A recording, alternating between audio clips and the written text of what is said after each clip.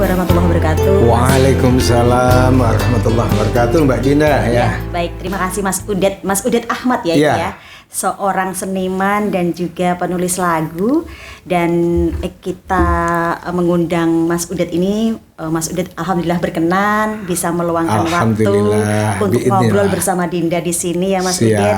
Dan tadi sempat menyampaikan bahwa kita akan berbicara tentang musik Jepara secara umum, religi Jepara, dan kemudian kultur. Dengan yang Mas Udet sampaikan ini, musik Jepara secara umum, religi Jepara dan kultur ini, mungkin bisa disampaikan terlebih dahulu ya Mas Udet, seperti apa kok kenapa memilih kalimat seperti ini? Mungkin banyak sekali yang pengen tahu kenapa religi Jepara, kenapa kultur dan musik secara umum. Seperti apa itu Mas Udet? Jadi gini Mbak Dinda, sebelumnya saya juga mohon maaf untuk audiens sama pemirsa juga. Kenapa saya milih tema itu? Karena jiwa saya saat ini emang masih seneng musik kayak gitu kan. Sejak kecil juga seneng musik. Dan saya nggak pengen untuk masyarakat Jepara itu memetak-metak tentang genre musik. Jadi musik itu semua bagus, semua indah. Jadi itu hasil karya seni. Jadi musik apapun itu bagus, tinggal pelakunya. Yang kedua, kenapa itu ada religi? Karena kebetulan untuk beberapa tahun yang lalu saya nulis lagu tentang temanya itu Islami gitu loh, religinya Islami. Jadi lagu religi gitu ya. Lagu-lagu tentang keagungan Tuhan, keagungan Allah itu kan di situ ada solawat juga, dan untuk mengajak ke kebaikan. Itu gitu. Jadi saya juga nggak pengen yang gimana. Mama saya pengen tema yang mengangkat yang tentang ilmu-ilmu agama yang lebih spesifikasi kayak gitu, lebih dalam. Saya juga canggung Mbak. Saya kan nggak ustadz, nggak alim kan gitu kan. Saya hanya sebagai orang awam. Pas kebetulan ada beberapa lagu yang itu temanya tentang religius. Jadi kenapa saya ada 3 kata itu? Yang satu kan tentang culture ya, kultur itu kan budaya. Karena di Jepara itu saya seneng banget itu budayanya itu banyak banget. Untuk religinya juga kental banget gitu loh Mbak, Islami. Walaupun ada banyak agama di sini juga, tapi toleransinya itu mantap. Bagus gitu loh Mbak ya. Gitu. Dan budayanya juga keren ya di sini, banyak sekali. Dan ini bisa dikolaborasikan ya, antara musik yang satu dengan musik yang lain, dipadukan dengan budaya yang ada, mungkin bisa malah menjadi indah gitu ya, sebuah karya yang indah untuk Jepara. Jadi kalau emang konsepnya udah jelas, pengen bikin suatu kolaborasi kayak gitu, insya Allah nanti bisa menghasilkan sesuatu yang bagus gitu lah Mbak. Dan ini dengan Mas Udet berkenan untuk hadir di obrolan kita ini, mungkin bisa membawa atau menginspirasi para generasi muda yang suka musik mungkin ya, untuk lebih berkarya lagi dengan canggih gitu, kolaborasikan apa yang ada di Jepara ini. Mestinya begitu Mbak. Jadi kenapa juga saya lihat untuk adik-adik atau keponakan atau teman-teman yang ada di sini itu kadang untuk bermusik itu mentok sampai di situ, karena juga fasilitas untuk event-event momen-momen tertentu itu mereka nggak dikasih ajang, apalagi ya kalau saya pesannya untuk pemerintah daerah Pemda itu seumpama ngasih ajang lah, ngasih support untuk musisi-musisi, untuk seniman Jepara itu biar lebih berkembang. Sebetulnya gitu, bakat-bakat terpendam generasi muda yang banyak. Cuman mungkin fasilitas yang kurang. Lokasi, wadah dan lain sebagainya yang mungkin di sini berhubung kita ngobrol di podcast ini mungkin bisa disampaikan, menjembatani gitu ya. Kami memfasilitasi apa yang bisa disampaikan Mas Udet kepada semua pemirsa di sini. Syukur-syukur bisa dipantau atau dilihat oleh pemangku kebijakan. Mudah-mudahan. Alhamdulillah. Alhamdulillah. Semoga.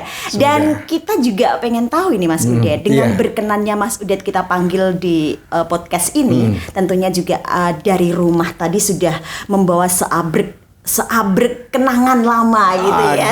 Yang mestinya enggak juga sih Mbak. Saya tadi di jalan malah ingetnya itu besok kan Jumat, terus Sabtu itu mesti kita gaji karyawan di gudang. kalau itu disisikan dulu Mas. Disisikan dulu, kita ngobrol di sini. Oke. Tentang musik dulu ya. Oke, siap. Maaf. Itu intermezzo tadi Mbak Dia, intermezzo.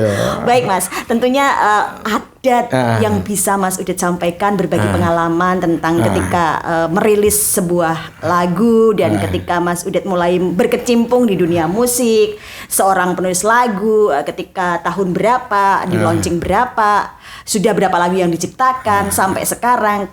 Ini ada religi Jepara juga, berarti menulisnya sekarang di bidang religi. Yang dulu seperti apa gitu? Jadi gini ya, singkat cerita.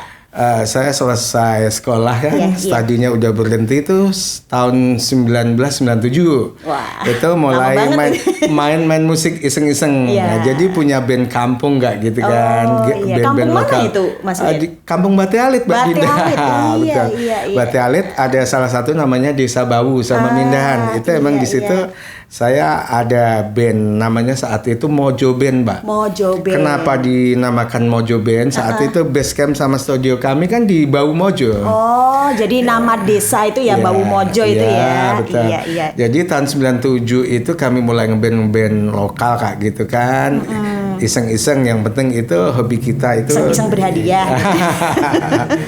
Dan alhamdulillah mulai tahun 98 saya ada keinginan mulai tulis lagu. Jadi gimana sih seumpama kita ngeband itu bawain lagu-lagu kita sendiri saat itu kayak gitu.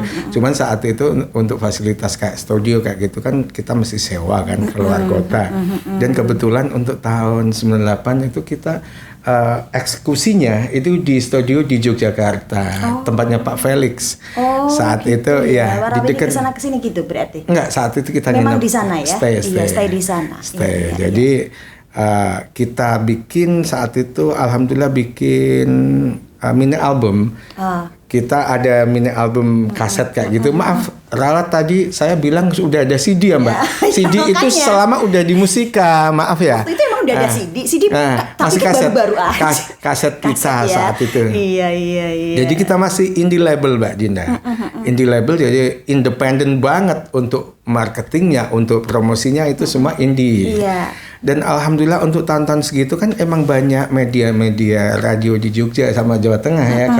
Di Jawa Tengah itu di Semarang ada Imelda, ada Gajah Mada, itu setiap seminggu sekali atau 2 kali itu ada acara khusus untuk muter lagu-lagu indie kayak gitu. Di Jogja ada juga CDBS, ada Jeronimo Yasika kayak gitu juga sih. Iya, dulu ya itu promonya lewat radio-radio gitu ya. Enggak juga sih, itu pas diundang aja. Jadi kalau dulu kan memang nggak ada sosmed kan, jadi nggak ada Facebook, nggak ada zaman itu masih manual banget, Mbak. Iya, muter lagu aja masih pakai kaset ya. Jadi kita emang mulut ke mulut. Jadi kalau kita mau nitip kaset aja itu nggak jual, nitip dulu kayak konsinyasi ke komunitas A, komunitas B kayak gitu kan. Betul. Tapi alhamdulillah ada respon publik, seumpama audiens saat itu pengen lihat. Gimana sih kalau seumpama nanti kamu show kayak gitu kan, live perform kayak gitu, gimana istilahnya yang Jawa, wes kita tanggap ya, tanggal sekian ada event ini, ada hajat ini, mau nggak kayak gitu ya. Alhamdulillah seneng banget. Kita nggak ngomong masalah fee saat itu, yang penting bisa manggung ada sound system, bisa loncat-loncat, itu seneng saat itu. Ada kesempatan ya, dan ditonton orang banyak, wah. Terus kemudian setelah itu? Dan setelah itu tahun 98 kan kita udah bikin lagu mini album Kak, yang indie tadi kan Mbak. Kayaknya namanya manusia kan pasti ada nafsu ya, pengen yang lebih kayak gitu. Pengen meningkat. Kok nggak puas ya? Kok hanya stuck di sini? Bagaimana kalau kita bikin lagu lagi? Alhamdulillah saat itu yang nulis lagu saya semua Mbak. Ya jadi saya yang bikin lagu semua, nulis lagu. Terus bikin tambah. Tahun 99 mulai ada keinginan untuk memasukkan ke major label. Kita nggak agak indie lagi. Jadi awal tahun 2000 saya masukkan ke major label kayak di Musika, Sony, BMG, Warner Music Indonesia kayak gitu. Waktu itu. Iya. Alhamdulillah Musika ada respon baik. Jadi kita diundang Musika nih. Berapa lagu itu yang dikirim? Banyak sih Mbak, ada 20 lebih. Cuman saat itu kan emang diseleksi kan. Sebelum launching juga kita ada kayak press conference kayak gitu kan. Saat itu untuk pemilihan lagu itu ada semacam voting gitu. Jadi manggil-manggil media Mbak. Jadi dulu kan ada media cetak, majalah, tabloid musik kayak majalah Hai, Aneka, ingat ya, Aneka Yes kayak gitu kan. Saya sekolah itu. Jadi itu ada perwakilan dari SCTV, seumpama RCTI, apa diundang nanti. Ini banyak. Cuman saat itu emang ada tim-tim dari saat itu namanya kalau untuk label, major label itu apa namanya ya? Record company ya. Record company. Belum ada istilah music publisher kayak gitu. Jadi record company saat itu punya tim, ada namanya A&R saat itu. Artist and Respect Choir. Itu yang menentukan itu lagu yang layak jual katanya. Ini yang layak jual. Sempat video klip? Ada video klip 3. Alhamdulillah untuk single hit yang dipilih saat itu lagu pertama Mimpi Yang judulnya.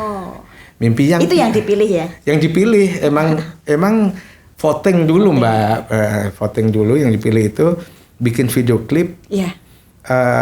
Video klipnya di Mega Kuningan. Di Mega Kuningan kan ada gedung tinggi yang terbengkalai itu ya, lantai 13 apa 14 itu kan hotel yang belum jadi.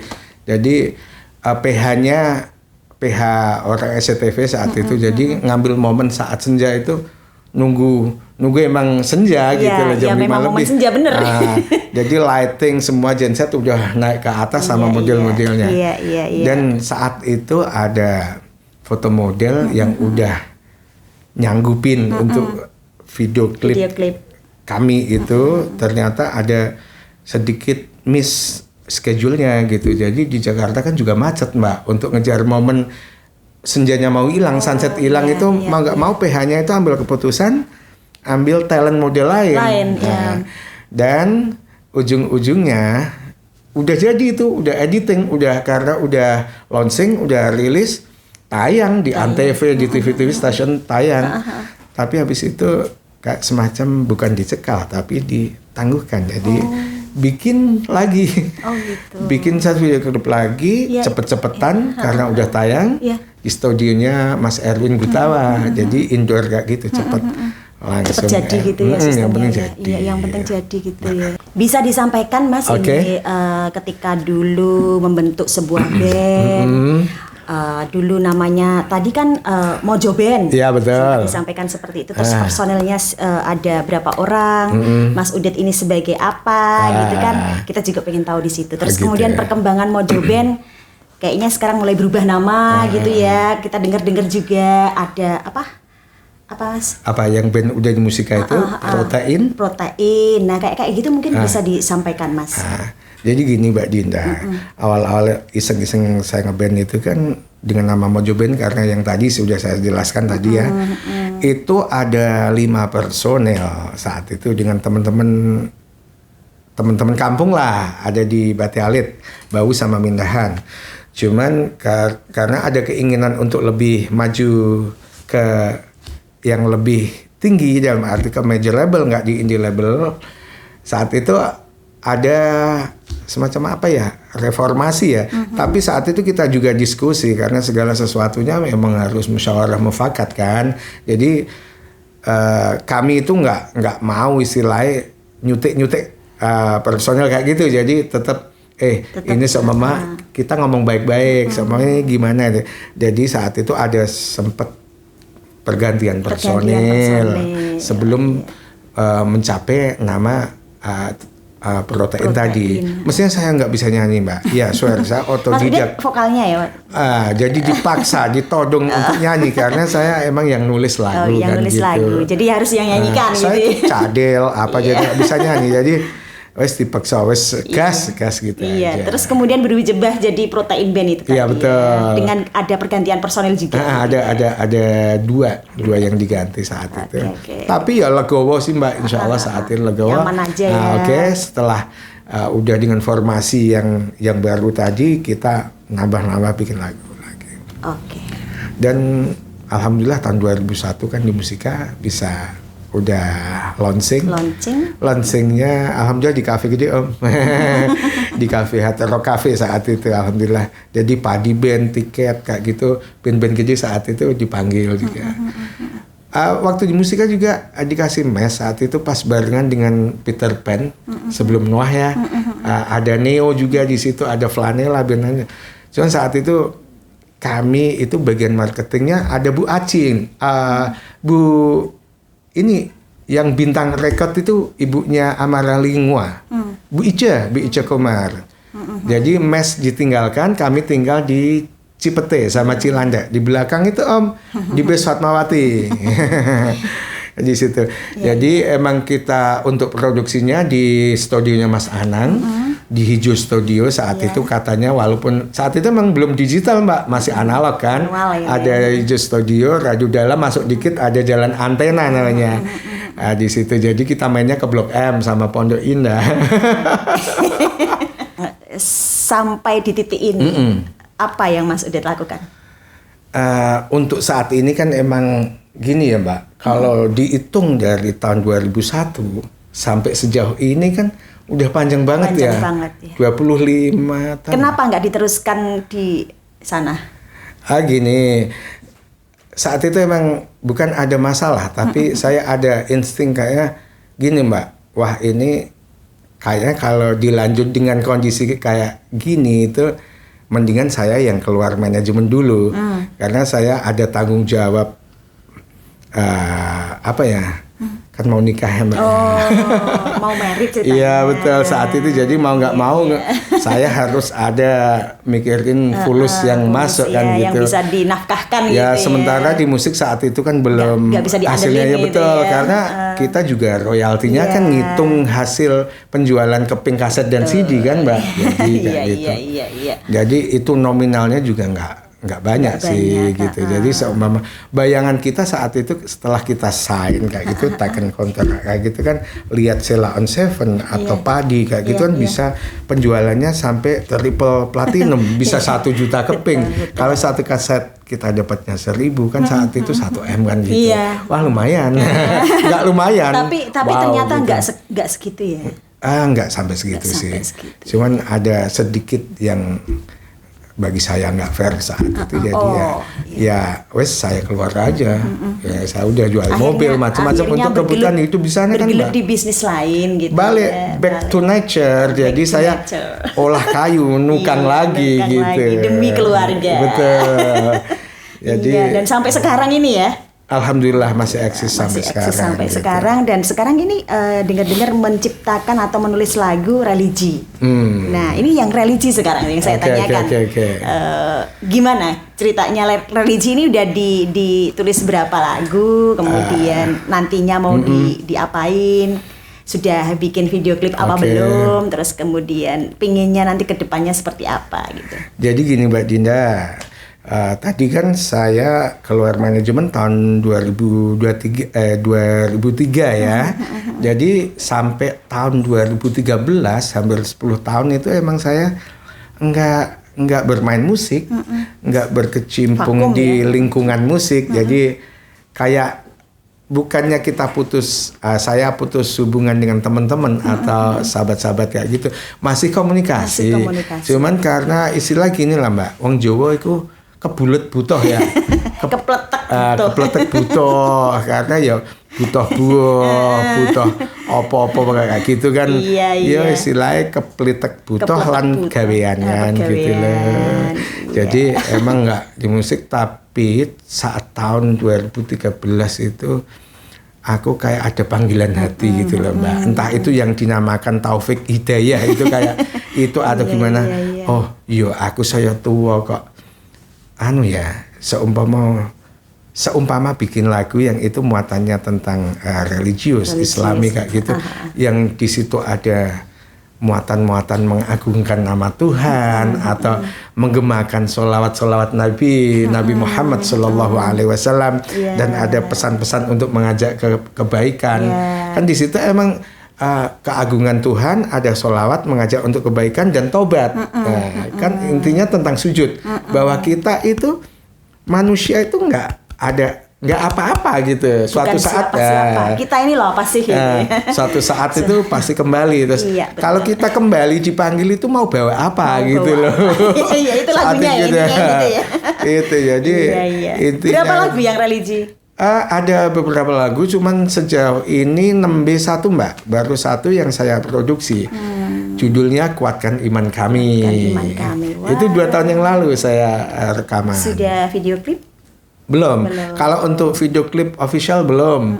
Cuman paling untuk shot-shot dokumentasi pakai itu aja. Oke. Tapi saya nggak fokus untuk lagu religi, nanti dibilang wah Mas Udet sok ustadz, sok alim lah gitu. Tetap bikin lagu-lagu tentang sosial, tentang lingkungan, tentang cinta kayak gitu. Iya, tetap ada yang lagu kayak gitu ya. Ya doain aja lah Mbak Dina, mudah-mudahan nanti bisa lanjut. Karena saat tahun 2003 bulan 11 ya, mau akhir tahun itu saya mulai itu lagu-lagunya saya produksi, terus udah mulai rilis. Cuman single saat ini konsepnya nggak ngeband, single lebih plong Mbak. Jadi nggak ada ikatan dengan manajemen atau teman-teman yang lain, personel yang lain gitu. Karena sudah susah ya ini ngumpulin personel zaman dulu ya. Lagunya ditulis sendiri, nanti komposisi musiknya, aransemen gitu ada temen yang bantu. Cuman saya single gitu. Single aja lebih enak gitu ya. Terus, tidak mikir-mikir. Alhamdulillah udah dapat 6 lagu.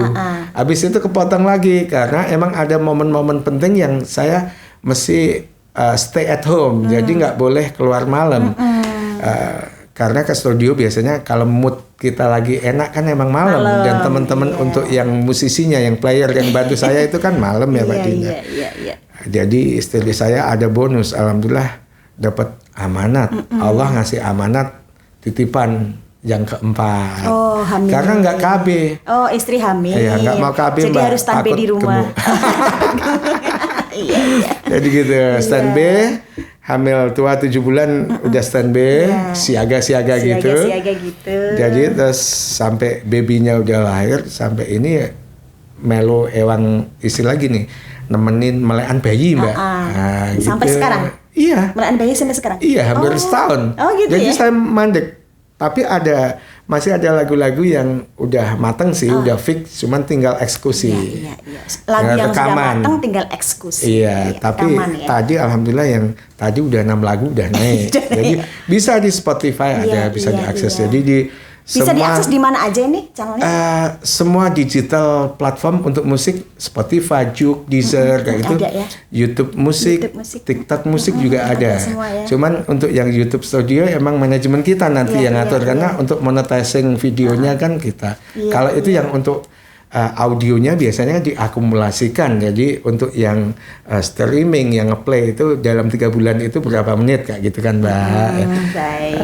Mudah-mudahan Mbak Dina juga channelnya DK melejit nanti ya. Bismillah, kayak Mas Deddy Corbuzier gitu kan. Mantap. Semoga dengan hadirnya Mas Udet malah semakin bagus ya. Kita berdoa sama-sama. Doa bidoa. Gini Mas Udet, mumpung kita sekarang ini lagi ngobrol, lagi podcast, mungkin ada yang pengen disampaikan Mas Udet untuk kegiatan-kegiatan yang kita geluti saat ini, hobi-hobi kita di sini supaya tetap eksis. Ini yang perlu saya sampaikan untuk ke publik atau ke siapa? Ke publik. Oh gitu. Apa yang diharapkan Mas Udet? Kayaknya kalau untuk ngasih pesan itu kesannya gimana ya? Ya gini aja lah. Kalau untuk saya pribadi itu pengen pesan sama masyarakat Jepara pada umumnya dan untuk anak-anak muda yang masih muda atau tua yang masih eksis di dunia musik, entah itu musisi atau penyanyi atau untuk personel yang emang bergelut di dunia musik yang punya studi musik, ayo kita semangat gitu ya. Ayo tambah semangat. Musik itu nggak bentuk kriminalitas. Musik itu bagi saya nggak dosa, sangat tidak dosa. Jangan salahkan musiknya, pelakunya. Kenapa musik itu kok jadi kayak gini Mbak? Saya nggak cocok kalau ada emang. Saya nggak bilang oknum, tapi ada seseorang yang itu terlalu fanatisme, itu menyalahkan musiknya atau alat benda matinya itu gitu loh Mbak. Jadi sebetulnya orangnya tergantung musik kitanya, itu universal. Jadi bagus. Gitu. Itu sebuah keindahan. Musik juga kalau untuk sufi-sufi kayak gitu kan digunakan untuk munajat. Jadi lebih mereka itu lebih nikmat, lebih nyaman untuk usul pada Allah itu dengan musik, Mbak. Kalau dulu kan ada seniman-seniman punya nama, kalau eranya Imam Ghazali, ada Jalaluddin Rumi kayak gitu kan, emang musisi-musisi penyair kayak gitu. Jadi kalau orang syariat melihat mungkin jasadiyah, mungkin dohirnya saja casing. Padahal saya punya pedoman, innallaha la yanzuru illa suwarikum wa amalikum walaki yang dulu illa qulubikum wa a'malikum. Jadi Allah nggak melihat casing kalian, model kalian, tapi lebih melihat pada hati dan amal. Amal lo gitu. Jadi kita pakai celana pendek, ada yang ngomong bid'ah, no problem, saya bid'ah nggak apa-apa gitu ya. Terserah orang mengatakan. Ya, betul. Tapi Allah lebih tahu hati kita itu bagaimana. Allah jadi lebih tahu tentang kita. Ya, kita nggak terkenal di dunia nggak masalah. Yang penting di langit, di alam malakut itu terkenal. Amin, itu kan. Ya, semoga ya jadi kita menjadi golongan orang-orang yang baik. Amin sama-sama. Jadi untuk anak yang saat ini masih main di musik, entah itu band atau kita positif aja. Bismillah, semangat gitu. Baik. Entah itu nanti bisa booming atau menghasilkan banyak atau enggak, itu bonus gitu aja, Mbak. Yang penting karya kita itu bisa diterima oleh publik. Gitu aja. Semoga ya. Eksistensi. Semoga Mas Udet ya. Amin. Setelah podcast ini, amin, kita masing-masing seperti harapan yang kita inginkan. Ya, amin. Terima kasih. Jadi nanti ada satu lagi Mbak Dinda, apa ya?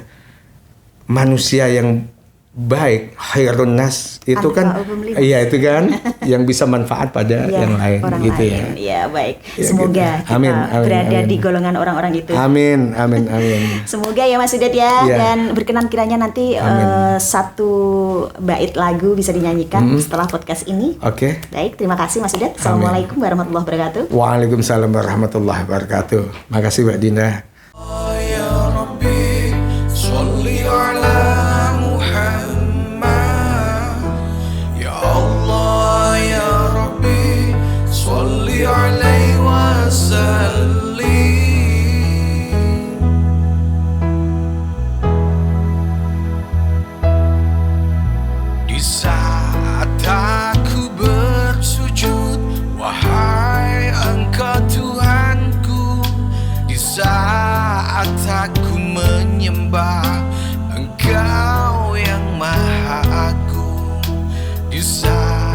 Aku mengingat namamu setiap waktu. Bisa